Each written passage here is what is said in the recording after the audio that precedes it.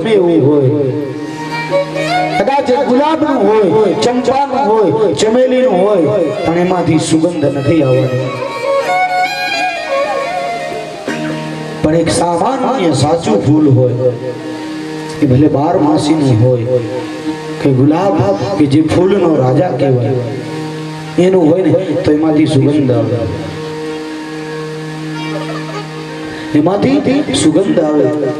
આ ફૂલનો સ્વભાવ છે કે ફૂલ કદાચ ભલે ગરમાઈ જાય, ચરમાઈ જાય, પણ એમાંથી સુગંધ આવે.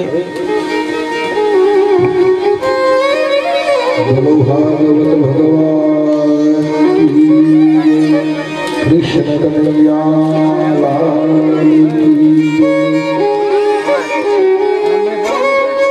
આ શબ્દને આપણે સૌ તાળીઓથી બતાવશું. બોલો ભાગવત ભગવાન. આ બધો પ્રેમ છે અને આ બધો તમારો પ્રેમ એ ક્યારે ભૂલાશે નહીં.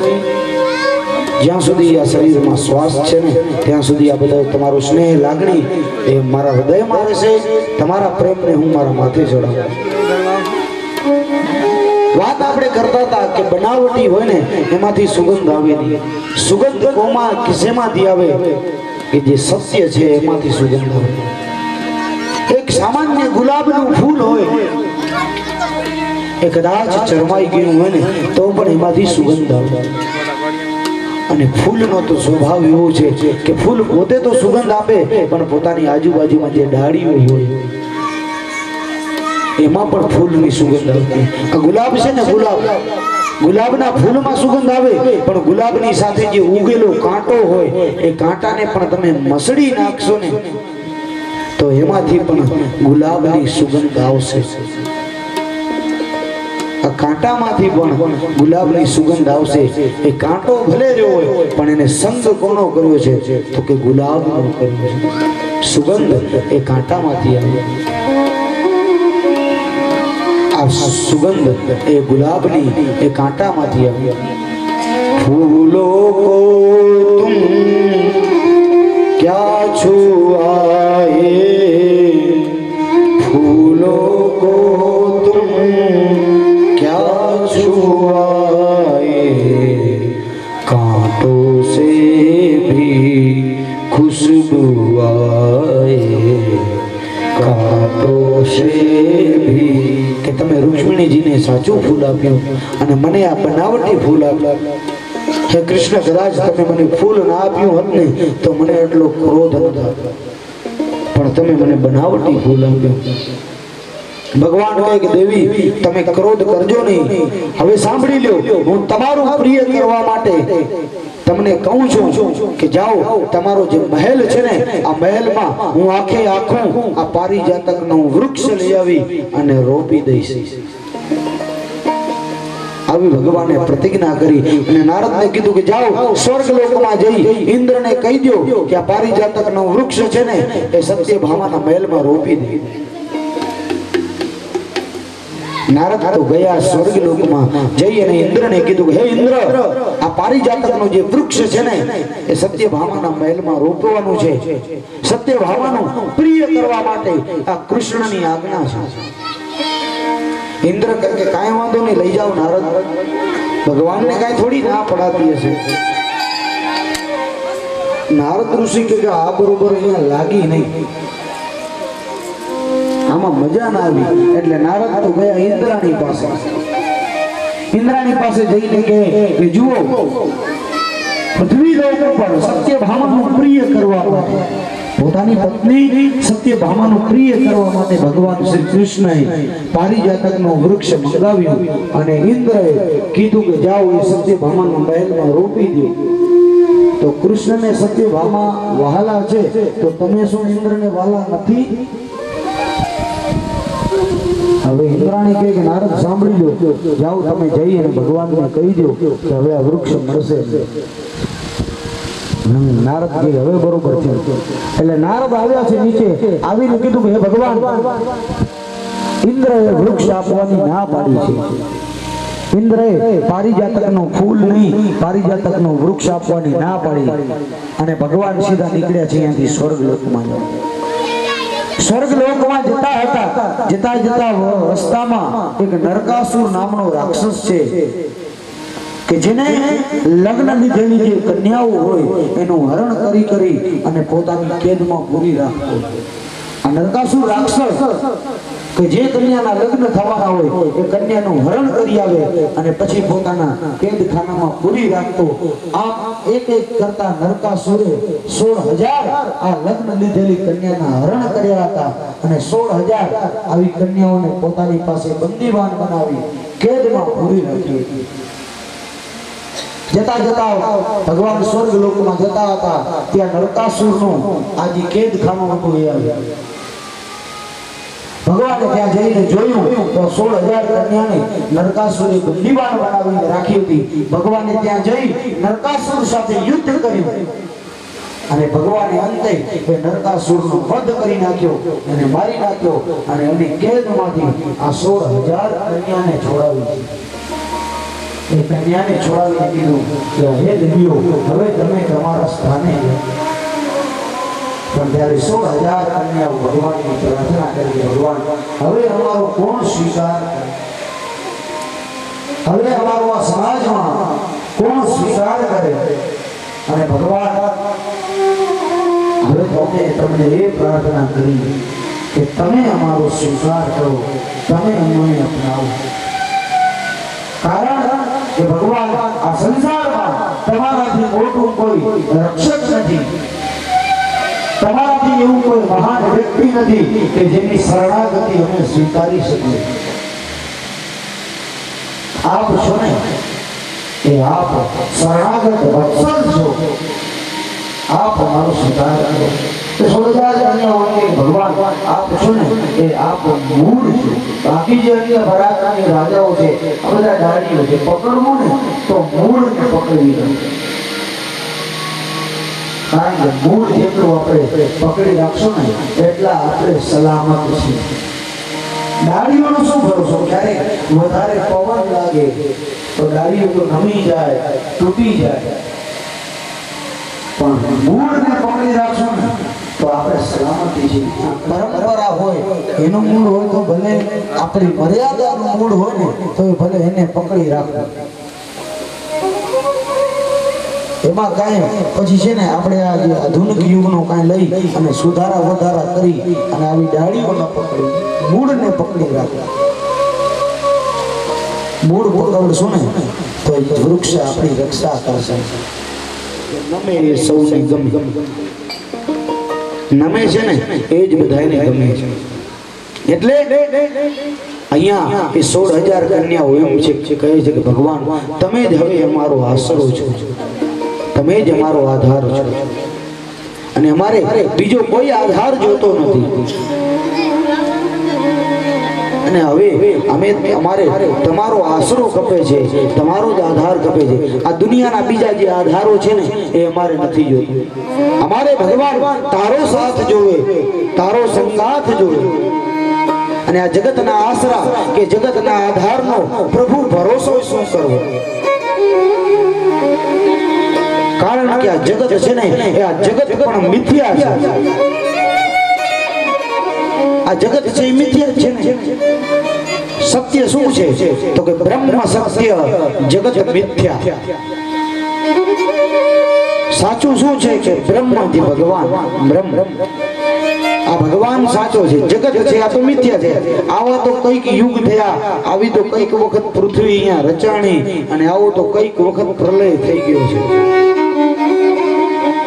આ પૃથ્વી છે ને કેટલી વાર સમુદ્રના પાતાળના પેટાળમાં જઈને પડી છે, ફરી પાછું સ્થાપન થાય. આ જગત છે એ મિથ્યા જ છે ને. અને આમ પણ આપણે એક દિવસ મરી જશું એટલે આપણા માટે તો આ જગત મિથ્યા જ છે ને. પછી કઈ આપણે આ જગતમાં થોડા રહી શકશું ભાઈ, અને રહેશું તો કઈ કદાચ ભૂતળા પ્રેત થાય તો કઈ જગત થોડો આપણો સ્વીકાર કરશે. માની લો કે આપણે ભૂત કે પ્રેત થાય તો જગત કઈ આપણો સ્વીકાર કરે ન કરે. કોઈના બાપા કે કોઈના ભાઈ ભૂત થઈને આવે તો એની સાથે કઈ થોડા કોઈ જમી એની સાથે કઈ થોડી ફરવા જાય, એને તો જોઈ અને ડરી જાય. એટલે આ દેહ છે. દેહ વિનાનો જ્યારે આવે છે આત્મા ત્યારે એને તગડી મૂકે છે કહીને પ્રેત. એક ભજન છે જૂનું કે દેહ રે વિનાનો જ્યારે આવે છે આત્મા ત્યારે એને તગડી મૂકે છે કહીને પ્રેત. દેહ વગરનો આત્મા આવે તો આપણે શું કહી કે આ પ્રેત છે, આ ભૂત છે. એવા હેત રે વિનાના ન હોય હેત. સત્ય શું છે ને તો સત્ય એક બ્રહ્મ એટલે ભગવાન છે. આ જગત છે એ મિથ્યા. આ જો આ વાણી છે ને આ વાણી ગુઢાર્થ છે. વ્યાસજીની આ વાણી છે ને ભાગવત એ બહુ ગુઢાર્થ એટલે જ્ઞાનથી ભરેલી છે. આ બધી વાતો છે ને એના ઉપર અભ્યાસ કરીને તો આ વાત આપણને સમજાય. નકર તો બધું બાર બારું નીકળી જાય. કારણ કે જ્ઞાનથી ભરેલો આ ગ્રંથ છે, જ્ઞાનથી ભરેલી આ વાતો છે. બ્રહ્મ સત્ય છે, જગત મિથ્યા. પણ આપણે શું માનીએ છીએ કે બ્રહ્મ મિથ્યા ને જગત સત્ય. બ્રહ્મને આપણે મિથ્યા માની રહી છીએ, જગતને આપણે સત્ય માની છીએ. પણ અંતે તો ભગવાન છે એ જ સત્ય છે.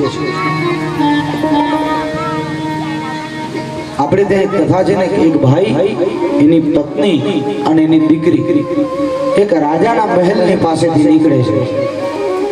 આ રાજાના મહેલની અંદર સંગીત વાગતું હતું, ભજન ગવાતા હતા.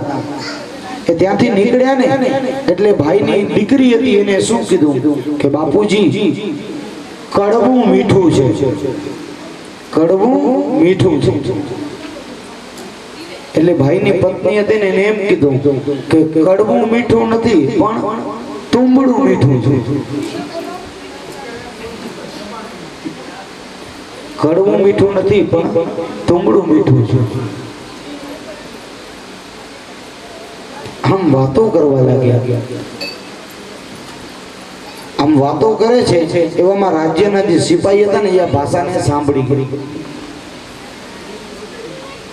સાંભળે છે તો એનો બાપ એમ કે છે કે કડવું મીઠું નથી, તુંબડું મીઠું નથી, ટેરવા મીઠા છે.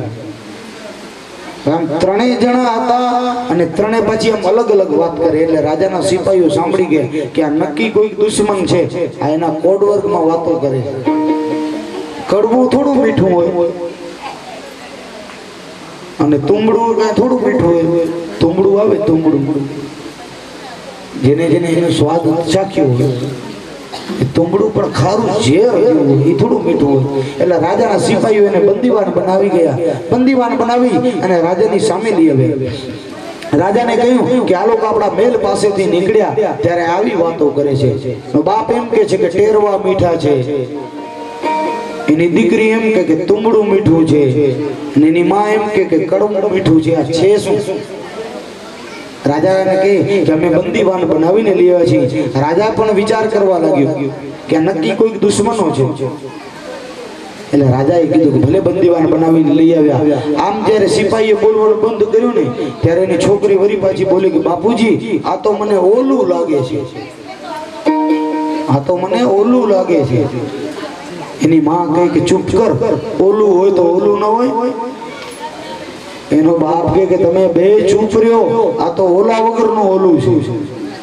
હવે રાજા કે આ એક વાતનો ખુલાસો નથી થયો અને આ વરી પાછું બીજું આવી ગયું. દીકરી એમ કે આ ઓલું છે, એની માં એમ કે ઓલું હોય તો ઓલું ન હોય. એનો બાપ એમ કે ઓલા વગરનું ઓલું. આ છે શું ભાઈ? રાજા કે તમે પેલા વાતનો ખુલાસો કરો તો. રાજા એ ત્રણ ભાઈ એ રાજાને કહે કે રાજા હવે સાંભળો, અમે તમારા મહેલ પાસેથી નીકળ્યા ને એટલે અંદર ભજનનો સંગીતનો કાર્યક્રમ ચાલુ હતો, ભજન ચાલુ હતા. મારી દીકરીએ શબ્દ સાંભળીને કીધું કે ટેરવા મીઠા છે. ટેરવા એટલે જે ભાઈ તબલા વગાડે છે ને એની આંગળીના ટેરવા છે, મીઠા છે. એ તબલા ઉપર પડે છે ને એટલે મીઠો નાદ થાય. પછી મારી પત્નીએ શું કીધું કે ટેરવા મીઠા નથી, તુંબડું મીઠું છે. તુંબડું એટલે આ તબલા ઉપર જે પડી લગાવે ને, ઉપરની જે સફેદ કલરની પડી આવે એને તુંબડું કે કે ટેરવા મીઠા નથી પણ તુંબડું મીઠું છે. ઉપરની જે પડી છે ને એ સારી છે, એ મીઠી છે એટલે મીઠી લાગે. અને મેં એમ કીધું કે ટેરવા મીઠા નથી, તુંબડું મીઠું નથી પણ કડવું મીઠું છે. રાજા એ સમય જે ભાઈ ભજન ગાતા હતા ને એ નરસિંહ મહેતાના જે પદ છે એ ગાતા હતા, જેને આગળ આપણે કડવું કહેતા. વડીલો એવું ભજન ગાતા ને, કડવું પહેલું, કડવું બીજું. આગળના જે પ્રાચીન ભજનો હતા ને એને કડવા કહેવાય. એટલે આંગળી એવીના ટેરવાય મીઠા નથી, તુંબડું મીઠું નથી, પણ જે ગવાય છે ને એ કડવું મીઠું છે.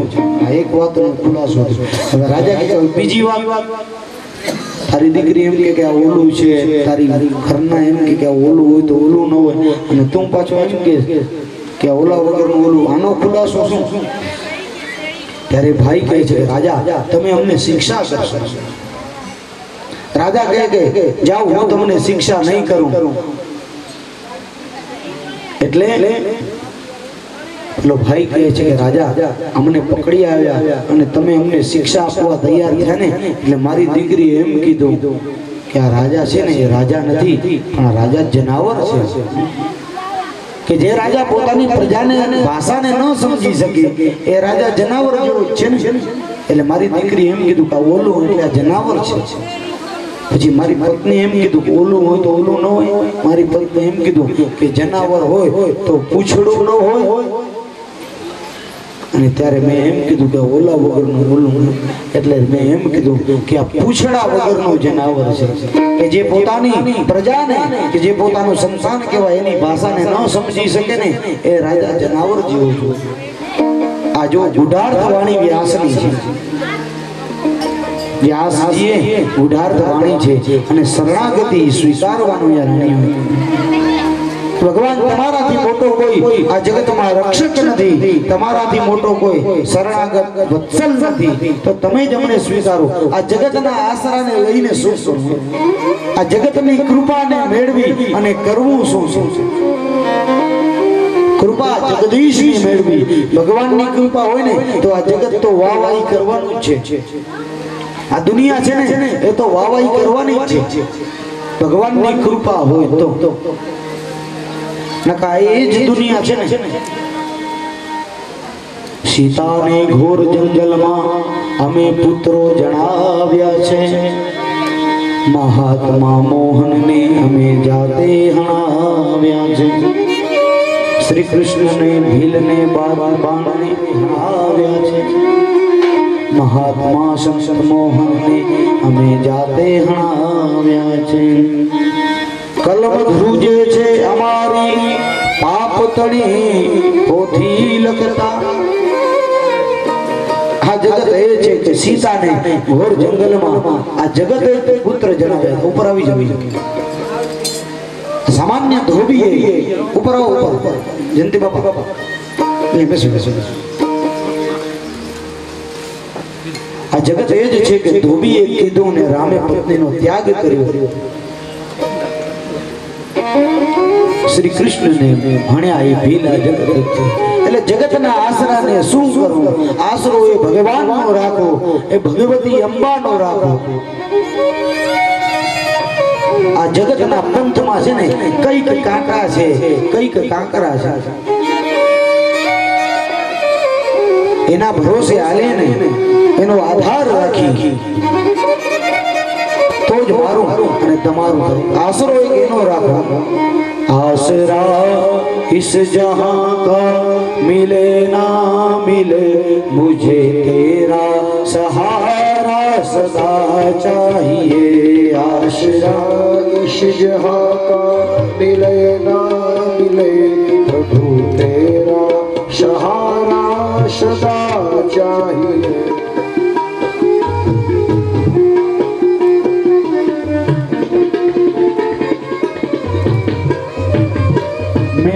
धीरी है चाल और पथ है विशाल, मेरी धीरी है चाल और पथ है विशाल. आ 84 लाख योनि છે ને એનો ધીરી है चाल और पथ है विशाल.